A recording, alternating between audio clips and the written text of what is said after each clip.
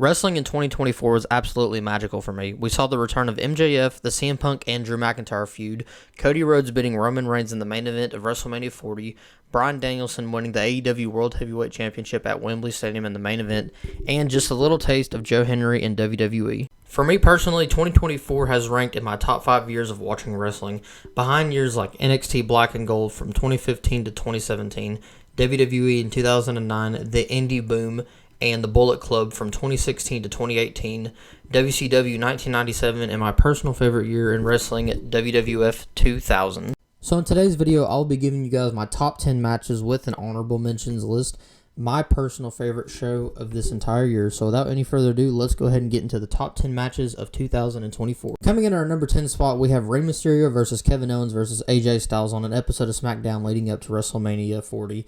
Now, this match was only about 8 minutes long, and man, let me tell you, they packed so much good stuff into this match.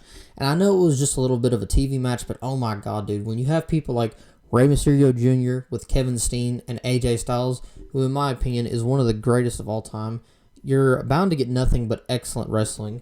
And I would recommend this match because you can find it on YouTube pretty easily.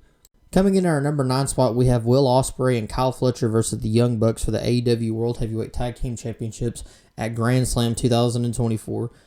Oh my god, listen. AEW Grand Slam this year was absolutely fantastic. We got Bryan Danielson versus Nigel McGuinness, as we said, Will Osprey and Kyle Fletcher versus the Young Bucks. And then the main event was Darby Allin versus Jon Moxley. Now, I thought that Bryan Danielson versus Nigel McGuinness was going to be on this list until this match happened. Let me tell you, you take two teams that are excellent at high flying and know how to drizzle storytelling in the match, and you are guaranteed nothing but the best. I will never forget watching this match live because of how many times the false finishes were happening and just how many high flying moves they pulled off. And I know a lot of people don't like the current Young Buck gimmick of, oh, we're the EVPs and stuff like this. And in all fairness, it did tank the viewership for AEW, but we stuck through thick and thin, and we got one of the best matches of all their careers, respectively. And the ending of the match was Kyle Fletcher about to use the screwdriver thanks to Don Callis, and Will Ospreay, being the good guy, said, absolutely not, we're not going to be using that. And that's what ultimately cost them the match, because as soon as he threw that out, they got put on the outside, EVP trigger, 1, 2, 3. I'll never forget this match because of how awesome it was watching it live. Coming in at our number 8 spot, we have Will Ospreay versus Bryan Danielson at Wrestle Dynasty 2024. Oh, man. As you will find out with a lot of matches on this list, any of these matches could have been a match of the year because 2024, as I said, was just such a fantastic time to be a wrestling fan. Now, Will Ospreay, he is one of the greatest wrestlers of all time, and Bryan Danielson is also one of the greatest wrestlers of all time. And what happens when you put a high flyer who can adapt to any style of wrestling with one of the best technicians in the history of professional wrestling? Well, you get a 40-minute classic that damn near pretty much stole the show. And this was also on a show that had Swerve Strickland beat Samoa Joe for the World Heavyweight Championship, Kazuchika Okada and Pac as the opener, and then you got a great ladder match in FTR versus the Young Bucks. But the reason why this match for me stole the show is, as I said earlier, high flyer and a technical wrestler. And it was just, oh man, I mean, words can barely describe how this match went. I mean, the Tiger Driver spot was a little dangerous, but it's not the move that hurt Bryan Danielson. It was him failing a Hurricane Rana, because if you look back at it, he literally landed right on the top of his head. But overall, man, this match, I've watched it once when I was eating, and whenever I got some more food, I about watched it again. But I stopped myself because I said, man, I already know how this is ending. But it was a fantastic little match. Coming in our number 7 spot, we have Zack Sabre Jr. versus Orange Cassidy at Forbidden Door 2024. I'll be honest with you guys, I almost bought Forbidden Door 2024, but I did not have the money to buy the show. There are so many fantastic matches on this show. There's at least 4 or 5 match of the nights, and there was going to be one match of the year contender, that being Zack Sabre Jr. versus Orange Cassidy. As I mentioned with Bryan Danielson, if you like technical wrestling, you have to seek this match out. It was so smooth and so crisp, and just the way that Zack Sabre Jr. knows how to wrestle on the mat, I really wish we could have got Prime Kurt Angle versus this guy. That would have been absolutely fantastic. And I know Bryan Danielson and Zack Sabre Jr. had a match at Wrestle Dream 2023, and I will be watching that match at some point because I will be making a match or the AEW 2023 match of the year. But back to this match, this was absolutely fantastic. And as I said, that show was excellent. There's at least 5 matches of the night. The Bryan Danielson match was great. Swerve Strickland versus Will Osprey was excellent. What else is there to say besides you need to go check out all these damn matches? They were excellent. Coming in our number 6 spot, we have Kyle Fletcher versus Will Osprey from Full Gear 2024. I'll be honest with you guys, I bought Full Gear 2024 just for this match. I can sit here and lie and say, I bought it for Roderick Strong versus MJF or Orange Cassidy versus Jon Moxley. But I did also buy it for Swerve Strickland versus Bobby Lashley. But man, let me tell you, not only did this match steal the show, this match was the show. Every match before it was pretty alright and pretty good. A good example is Mercedes Moné versus Chris Statlander. That match was absolutely fantastic. And at the start of it, I was a little bit tired. I went up, I used the bathroom, I got a drink, and then it just got better as it went. And then Hangman versus Swerve happened in that match. It was not what it needed to be. They were slow technical wrestling, and they were smacking each other around, working each other's legs. And I was thinking, for two guys who hate each other, they sure aren't really beating the hell out of each other. And then we get a match like this. Kyle Fletcher betrayed Will Ospreay because he wants to get out of his shadow. And this match was absolutely fantastic. No cheating from Don Callis, no screwdriver, no nothing. The Hurricane Rana spot was fantastic. The tombstone on the steel steps was amazing. And Kyle Fletcher beat him clean as a whistle. And this match killed the crowd. It literally took until the main event for the crowd to wake back up. That just goes to show you how excellent of a wrestler Will Ospreay is. And every time that Kyle Fletcher's come out for a match, everybody's been booing him and saying Will Ospreay is better, which means that this match worked. And for the money I spent on that show, this match was definitely worth it. Coming in our number 5 spot, we have AJ Styles versus Cody Rhodes at Backlash 2024.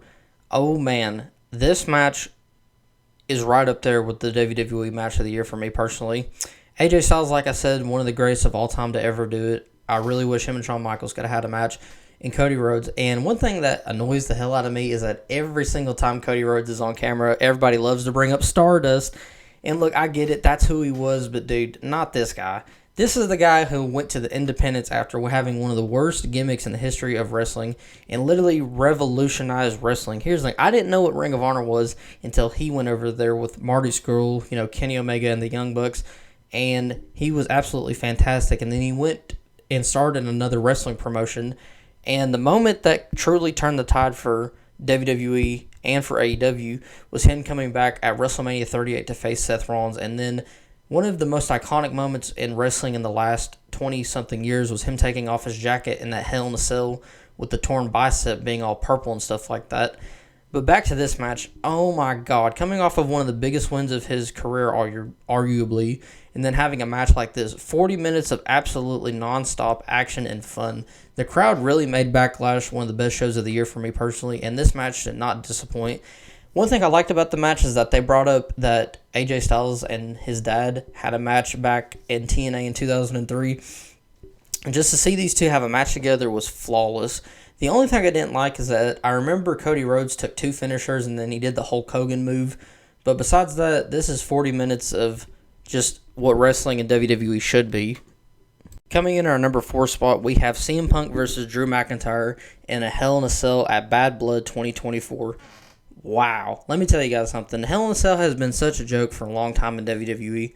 If you're a wrestling fan, you know The Fiend versus Seth Rollins at Hell in a Cell 2019, where it ended in a DQ in the main event of a pay-per-view. And I know nobody buys pay-per-views anymore because it was on the WWE Network. But the fact that that match was in red and you couldn't see it and it ended in a DQ, even though it is a no DQ match, that pretty much killed the Hell in a Cell gimmick. And it was funny because at the end of the match, the fans were chanting AEW, AEW. And then I know people like to bring up, Finn Balor versus Edge. Well, Finn Balor got hit so damn hard in the head they had to stop the match at WrestleMania. So that kind of goes to show that Hell in a Cell had kind of lost all of its grittiness and its, feeling. But then this match happened. Let me tell you, man. I didn't care for the match at the Bash in Berlin because it's kind of a silly little match here. We're going to put ropes on each other and we're going to touch the turnbuckles 4 times to win. It should have been a Texas bull rope match where they just beat the shit out of each other. But this match was everything that match should have been. Absolutely fantastic. The spot of him hitting him in the head with the toolbox, and just the way that he started bleeding was just so beautiful, and just the blood in the match was great. And this isn't the technical match of the year, but when you talk about two guys who have problems who need to get in the ring and solve it, these guys just beat the shit out of each other. It was fantastic. I mean, one of my favorite moments of the match is whenever Drew McIntyre, he goes up for this kick and he literally lands on like his lower back. And I said to my dad watching, I said, well, he just broke his ass. And that match stole the show, and in my opinion was Bad Blood 2024. And I know The Rock came out at the end and all that stuff, but that was the whole reason for that match. And that, for me personally, is the WWE match of the year. I'm going to tell you what we're going to do. Coming in at our number 3 spot, we have Trick Williams versus Ethan Page versus Shawn Spears versus Javon Evans at Heatwave 2024 for the NXT match of the year. Going into this match, I remember whenever Trick and Ethan had their match at Battlegrounds and being legitimately pissed off whenever I went to bed, because it really showed that Trick Williams was not ready to be a main eventer. And I'm not saying Ethan Page is the worst wrestler in the year, but it definitely showed that he wasn't ready to be in the main event either. And the build-up to this match was absolutely fantastic, with people picking on Javon because he's only 20 years old. And Shawn Spears, he's definitely not the perfect 10 anymore. And I know he's known more for being an AEW sidekick and all that stuff and the chair shot to Cody Rhodes. But whenever Ethan Page debuted in AEW, I thought it was fantastic. And he's kind of like the modern-day Kurt Angle. He's a goofball who has no problem with being silly, but when he gets to the ring, he's absolutely business. And when this match happened, man, I will never forget NXT Heatwave, because that, in my opinion, was the best NXT show this year. Earlier in the show, you had Obafemi versus Wes Lee, then you had this as the main event. And I also remember Sol Ruka and I can't remember her name now, but they had basically a Will Osprey Ricochet kind of match. Overall, NXT Heatwave 2024 was fantastic, and this main event delivered. I'll never forget whenever Javon Evans leaped off the rope and he got hit with the steel chair, and just the pacing of this match was excellent. For 20 minutes, it really felt like 5. And another thing I'll never forget is the ending of that match. Javon Evans, he gets hit and he goes down with the V-trigger, aka the jumping high knee, and then Trick Williams delivers it to Ethan Page, but he falls on top of him because he's unconscious.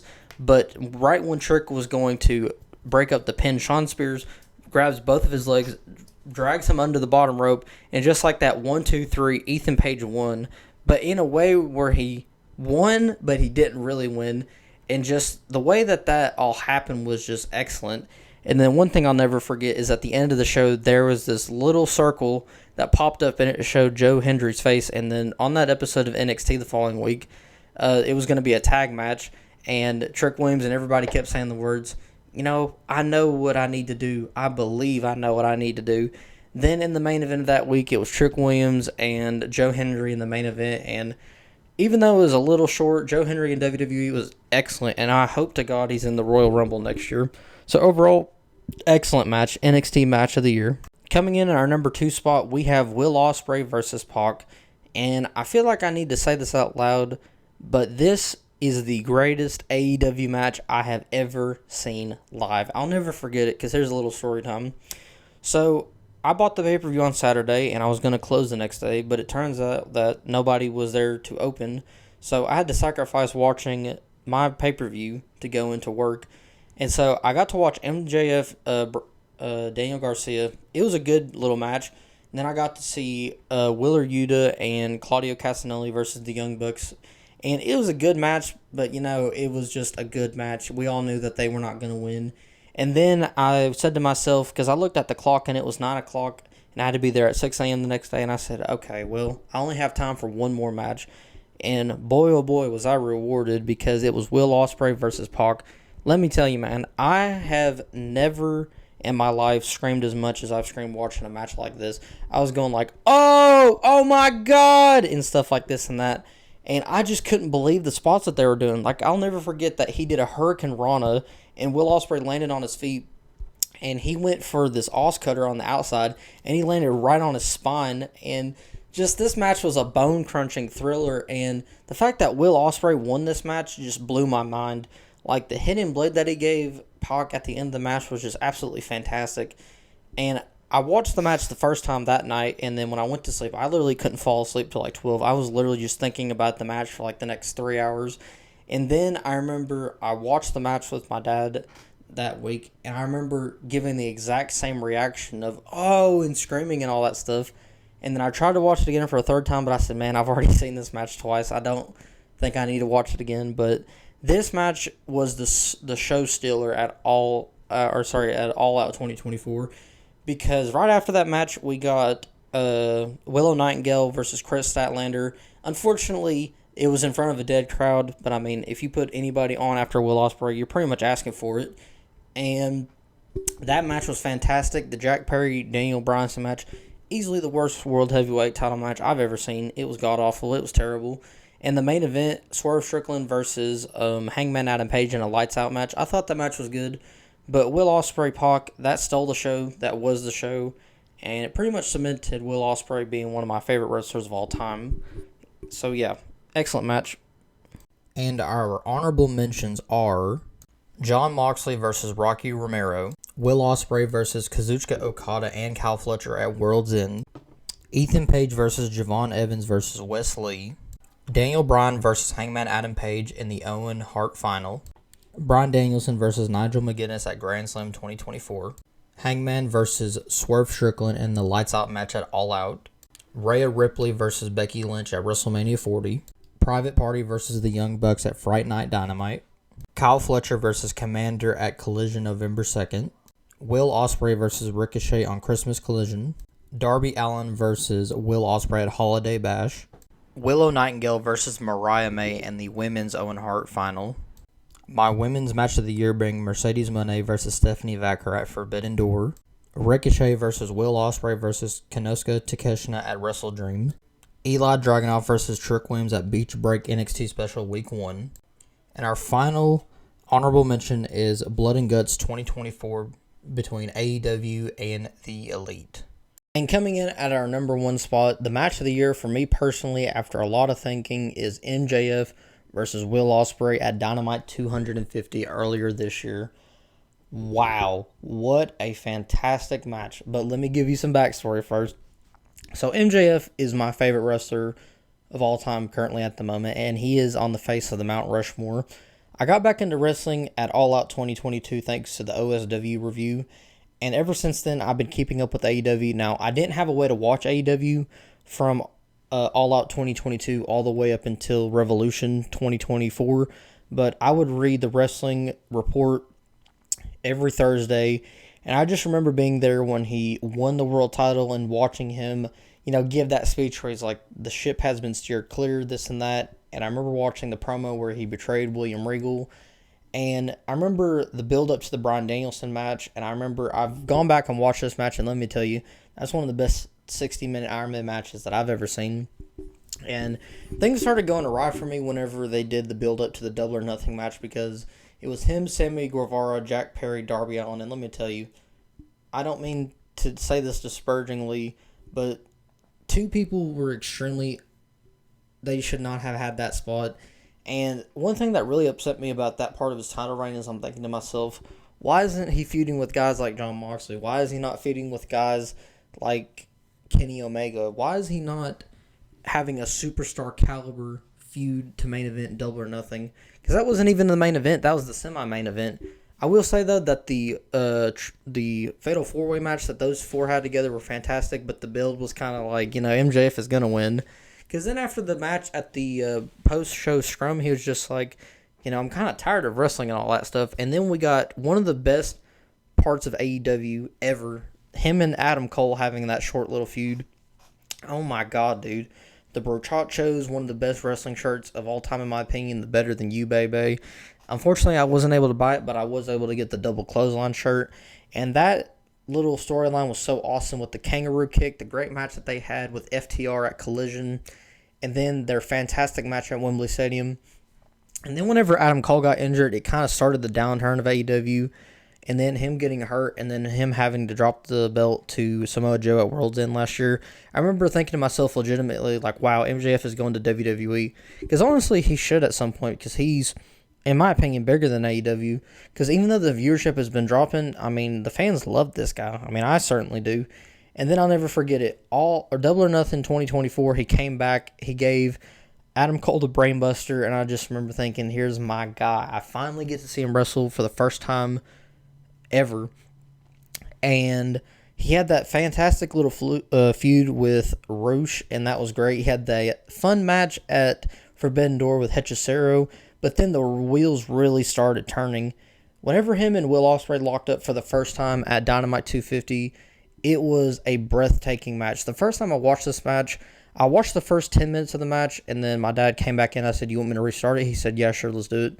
So I restarted it, and then the match, it just got better and better and better and better. And by the time that the match ended, I will never forget my reaction.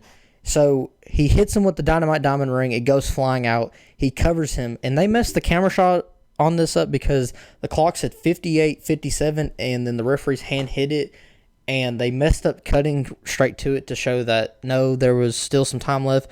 But I will never forget my reaction at the end of the match when everybody was looking around clueless. And they were like, wait, who won? Who won? And then Justin Roberts said it. He said, and the winner and new international champion, MJF.